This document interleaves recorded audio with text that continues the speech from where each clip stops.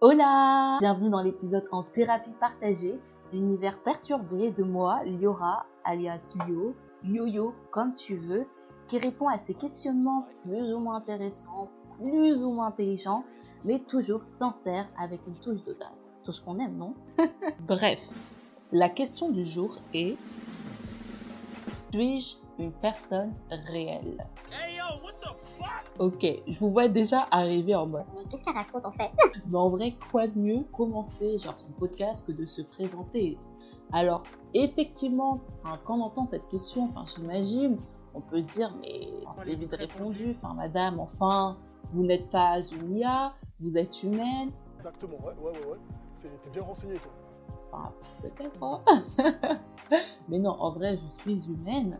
Donc la question peut paraître effectivement très bizarre. Mais en vrai, ça peut me permettre aussi de me présenter, tout simplement, d'une manière particulière, mais quand même. Donc c'est parti pour une petite présentation. Moi, c'est Liora, je suis une femme de 25 ans, fraîchement diplômée à la recherche d'un travail et d'ailleurs en ayant marre de faire 30 000 lettres de motivation. Mais bon, c'est pas le sujet. Je suis née le 21 octobre sous le signe de la Balance, pour ceux qui s'intéressent à l'astro. J'ai été élevée dans une famille monoparentale constituée donc de ma maman et de mon petit frère. J'ai des amis que j'aime beaucoup et j'espère inversement. Et en fait, j'ai énormément de choses finalement et de personnes qui me confirment cette réalité, ma réalité. Mais, étonnamment, d'où ma question, attention, c'est que je sais que je suis pas dans un monde virtuel, que je suis bien dans un monde réel et que je suis présente sur ce monde. Mais bon, c'est parti pour une petite anecdote. Bon, je vais paraître pour une personne assez peut-être bizarre et pas forcément saine d'esprit, mais je tiens à préciser que ça remonte quand j'avais peut-être 12-13 ans. J'étais jeune, pas si jeune que ça, mais quand même jeune. Donc je tiens à le préciser. Et bref, à cette époque, j'avais cette impression que tout était scénarisé dans ma vie en fait.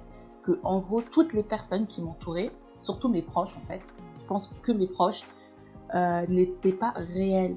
Et que du coup, tout se passait dans ma tête. Et que les gens que j'aimais étaient simplement dans ma tête. Alors que les personnes lambda, genre Madame Tout le Monde, eux existaient, tu vois. Non, je vois que c'est moi, hein. Mais c'est pas moi. Et je me souviens à cette période, du coup, avoir eu des situations hyper bizarres, hyper cocasses avec ma mère. Surtout une fois, je m'en souviens très bien, on était sous la gare de près de chez nous, une gare de train. Et pour passer d'un côté à un autre, on était obligé à cette époque de passer sous cette gare. Et je me souviens que ma mère, elle me parlait de ouf et tout. Et moi, j'étais agacée en mode, madame, arrêtez de me parler en fait. On va me prendre pour une folle qui part toute seule. Ah, c'est marrant. Donc je ne voulais pas lui parler, donc je ne souhaitais pas lui répondre.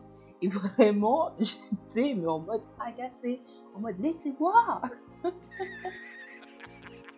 Tout en parlant, je suis en train de réfléchir à ce moment-là et je me dis qu'effectivement, il y avait peut-être un problème, mais comme ça s'est réglé et que c'est pas quelque chose qui a persisté dans le temps, et finalement, pour moi ça va, vous voyez. Alors qu'en vrai, ça aurait pu être pire et qu'à l'heure actuelle, j'aurais pu être encore dans ce système de pensée, dans ce phénomène de croire que tout autour de moi est scénarisé, quoi. Et même pas scénarisé, que ce n'est pas réel. Finalement, je vois juste des personnes comme un peu genre... je sais pas si vous connaissez la série Miranda, comment ça s'appelait, Ghost Whisperer, un truc comme ça, où la meuf voyait des fantômes. Pour moi, ce n'était pas non plus des fantômes, c'est à peu près pareil, vous voyez. Et du coup, heureusement que ça m'est passé, mais d'un autre côté, je trouve ça hyper perturbant à cet âge-là. Je sais pas si c'est un phénomène qui arrive souvent aux jeunes ou je ne sais pas, ou je suis simplement la seule, unique. Mais ça peut être hyper perturbant justement. Et du coup, je tiens à préciser que ça m'est passé, pour de vrai. Hein. J'essaie pas de vous convaincre, hein. Ça m'est vraiment passé. Et justement, j'en parlais autour de moi, que ce soit à mes amis ou à justement à ma mère. Et par exemple, mes amis me disaient, mais enfin, parce que je leur demandais, genre, ça vous est jamais arrivé? Et ils me répondaient, franchement, pas du tout. Une solitude incroyable. Et du coup, après, j'en ai parlé justement à la maman. Et elle m'a dit, oui, je m'en souviens très bien de cette période. Et en soi, elle s'est pas inquiétée, je pense, plus que ça, même si ça peut paraître bizarre que ta fille te dise ça. D'ailleurs, je sais pas pourquoi elle s'est pas inquiétée, parce que moi, ça me ferait hyper peur que ma fille me dise ça, mais bon, anyway. Merci maman, love sur toi quand même. Et justement, parfois, je crois qu'elle en jouait, je sais plus ce qu'elle m'a dit oui, c'est vrai, effectivement, je suis pas là, ou un truc comme ça. Mais est-ce qu'on est là pour perturber son enfant comme ça, genre? Je tiens à préciser que c'était une blague, hein, mais je sais pas, genre vraiment, à cette période, c'était un truc de ouf. Et ça n'a pas persisté dans le temps, donc je pense qu'effectivement, si ça avait persisté dans le temps, là, elle m'aurait envoyé quelqu'un, je pense. Mais sur le coup, enfin, franchement. Donc là, récemment, justement, pour ma thérapie partagée avec vous, j'essayais de me poser la question, mais pourquoi j'étais comme ça, en fait? Pourquoi mon cerveau me faisait comprendre que certaines personnes autour de moi n'étaient pas réelles. Et en vrai, j'ai vu plusieurs possibilités, mais en soi, je pense que j'aurais aucune réponse à part si je voyais un professionnel, effectivement. D'ailleurs, faudrait que j'en parle. Il y a ma meilleure amie qui est psychologue, ça serait déjà un bon truc en fait. Déjà, il y aura, mais bon, bref, anyway. Et l'une des premières causes que j'ai vues, c'était quand même que, en vrai, j'en ai vu 3, mais par exemple, c'est l'esprit qui est assez pensif et la créativité. Donc je peux les mettre en vrai ensemble les deux. Et c'est vrai que moi, j'ai un esprit qui pense énormément, genre qui pense tout le temps, même encore aujourd'hui. Et ça me fait penser au fait que, je sais pas si vous êtes pareil, il y a beaucoup de gens, avant d'aller dormir, qui s'imaginent, je sais pas, un scénario pour faire de beaux rêves et pour être dans un super mood pour dormir. Je fais partie de cette team. Mais par contre, ça m'arrive effectivement encore aujourd'hui, je sais pas, je m'ennuie et que je suis dans les transports en commun par exemple, et que je suis toute seule. Bah, je m'imaginer, genre, c'est un petit scénario où je vis ma meilleure vie, voilà, juste en attendant que je descende de l'autobus ou du train, quoi. Et du coup, je pense que ça, c'est quelque chose qui m'est resté, je sais pas si c'est un lien avec le phénomène d'avant, mais en tout cas, ça peut être une possibilité. Et la créativité, je sais pas, justement, je pense que c'est avec l'esprit pensif, genre, même si je me considère pas, effectivement, comme une personne créative, j'en parlais déjà autour de moi, quand on me disait tu te sens créative ou pas? Bah pas du tout, parce que franchement il y a des personnes justement autour de moi qui le sont, qui sont incroyables, qui ont un talent de ouf. Moi je suis pas forcément ce qu'on appelle une personne créative, même si ça peut m'arriver de faire des choses qui sont dites créatives, mais je suis pas the personne, vous voyez ce que je veux dire, j'ai pas the talent pour la créativité, mais peut-être que, enfin j'essaye de pas trop non plus me dénigrer, vous voyez, mais... Vous voyez où tu vois? Je me pose encore la question de comment je vais échanger avec vous. Je sais pas encore, j'essaye de réfléchir. Vous, tu... qui sait? À tout moment, ça peut changer, ça peut évoluer, on verra. Bref, je disais qu'il faut pas se dénigrer et tout. Et je suis quand même une personne peut-être un petit peu créative, mais à ma manière, et qui est pas non plus incroyable de ouf. Mais parfois, je peux avoir des trucs qui sortent, qui sont quand même bien, qui sont quand même incroyables. Voilà, il faut le dire. Oui, il faut le dire. Bref, et enfin, la troisième cause que j'ai vue qui pourrait être ça, mais je pense que c'est si ça avait perduré dans le temps, c'est la déréalisation. Elle se caractérise par des épisodes de distanciation du monde où on est plongé dans un rêve en fait, et l'environnement n'est pas forcément réel et évolue différemment et peut paraître justement artificiel. J'ai vu la définition, ils ont mis insipide carrément, et du coup la vue, la perception des distances, la taille et les formes des objets, mais aussi l'ouïe, peuvent être altérées. Donc les personnes que l'on connaît peuvent paraître étranges, voire inconnues. Moi c'était pas dans ce truc là. C'est pour ça que attention, il ne faut pas se diagnostiquer toute seule, hein, c'est important de le préciser, mais comme je suis dans ma thérapie partagée, je suis autant la patiente que le thérapeute entre guillemets, même si vous êtes un peu aussi mes thérapeutes. Comment dire, à un moment donné, quand j'ai vu cette définition, je me suis dit, bah effectivement, il y a quelque chose qui colle un peu avec le phénomène que j'avais, mais j'ai pas réussi à mettre le mot ou à trouver en tout cas le phénomène que j'avais, donc je me dis que ça pouvait être ça.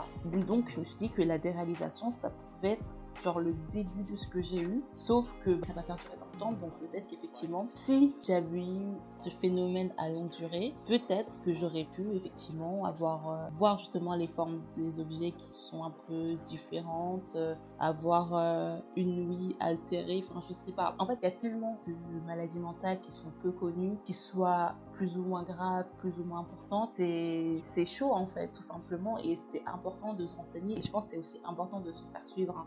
Pas comme moi je le fais, mais si on a un doute, c'est important d'en parler à un professionnel qui peut nous aider, nous apporter certaines réponses. Et encore parfois, certains professionnels n'ont pas toutes les réponses, mais en ont beaucoup quand même, tu vois. Donc voilà, ne faites pas comment, c'est ça que je suis en train de dire.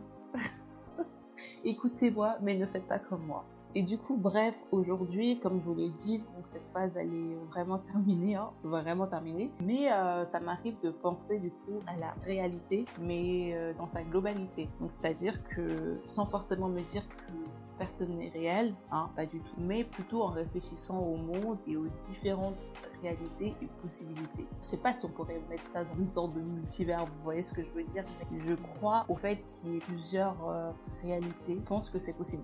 En fait, je sais pas si j'y crois de ouf, mais je sais que c'est possible en vrai dans ma tête. Je me dis c'est fort possible, mais comme Saint Thomas en fait, faut que je le vois pour y croire. Vous voyez ou pas?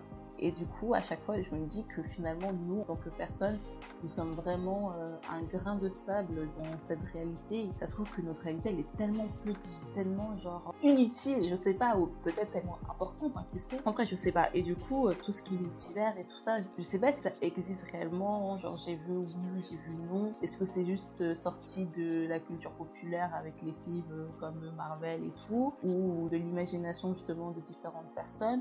Ou c'est vraiment un constat que certains scientifiques ont pu faire. Franchement, je sais pas, mais j'avais vu un scientifique qui s'appelle Hugh Everett qui dit que, en gros, qu'il existe en réalité un nombre infini de terres parallèles et que lorsque l'on réalise une expérience et que l'on obtient des probabilités, tout ce que cela prouve, c'est que nous vivons sur la Terre où telle était l'issue de cette expérience. Alors attention, quand j'ai lu ça et quand je relis ça encore actuellement, mon cerveau il est en train de se dire mais what the fuck en fait, je suis désolée.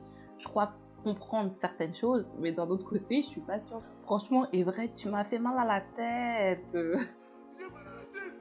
J'ai mal à la tête. Tout ce que j'ai envie de dire pour cette fin de podcast, parce que je vais pas faire ça depuis longtemps, surtout pour une petite présentation de ma personne, et pour surtout pas vous faire fuir dès le premier épisode. Mais en vrai, ça permet aussi de relativiser, je sais pas si vous êtes pareil que moi, mais de se dire que finalement notre monde est tellement, l'univers tout entier est tellement grand, on est tellement petit derrière que faut qu'on arrive à profiter de notre vie, faut qu'on arrive à se débarrasser de choses qui sont inutiles en fait. Forcément, on a nos problèmes qui peuvent être plus ou moins graves. Et je sais que c'est compliqué, c'est peut-être bête de dire ça en mode oui, faut essayer de voir au-delà du problème et d'essayer de voir quelque chose de positif. Hein. C'est hyper compliqué parce que quand on a un problème mais vraiment de ouf, enfin, tu te dis mais meuf en fait ferme ta gueule, tu vois. Mais je sais que c'est compliqué et moi aussi, enfin parfois quand je suis submergée par des problèmes, par des angoisses et tout, je me dis mais comment je vais faire? Et j'essaie de toujours voir le côté positif qui m'entoure et de toujours justement essayer de me dire que bah en fait déjà comme je vous l'ai dit, l'univers est tellement grand et puis même dans votre vie il va forcément avoir un moment où on va être à peu près heureux, où on va s'en sortir et on aura de l'espoir en fait. Que ouais, surtout que là récemment j'étais dans un bad mood et tout, et je me dis que en vrai on n'a pas le temps pour être dans un bad mood, vous voyez. On a juste le temps de profiter parce que déjà la vie est tellement courte et on sait jamais quand elle peut s'arrêter. Donc allons-y en fait, profitons. Je vous dis pas non plus d'aller dépenser tout votre argent, vous endetter et tout, mais quand même profitez au maximum, n'ayez aucun regret. Enfin voilà, il faut y aller. Et je vous dis ça, mais moi-même je dois le faire. En fait, à un moment donné, faut y aller, faut pas avoir peur. C'est pour ça d'ailleurs que je sors ce podcast, parce que par un moment je me dis, mais t'as envie de faire des choses dans ta vie, meuf, et tu le fais pas juste par peur du regard des gens, du jugement d'autres personnes, mais en fait t'as pas le temps. En fait, t'as envie de faire ça, même si c'est nul, même si personne aime, bah au moins tu l'auras fait et t'auras kiffé, tu vois. Bon, j'avoue que s'il y a des personnes qui aiment, ça fait toujours plaisir, mais faut arrêter de penser aux autres et penser à soi et penser au fait que bah on n'a pas le temps. On a le temps sans avoir le temps en fait, je sais pas si vous me comprenez. En tout cas voilà, je vais terminer le podcast avec la réponse justement à cette question, mais c'est vrai, purée, attendez quand même, c'est ça le but du podcast. Oui, alors, du coup, finalement, la réponse finale à la question suis-je une personne réelle? Et oui, peut-être. je le suis. Et vous?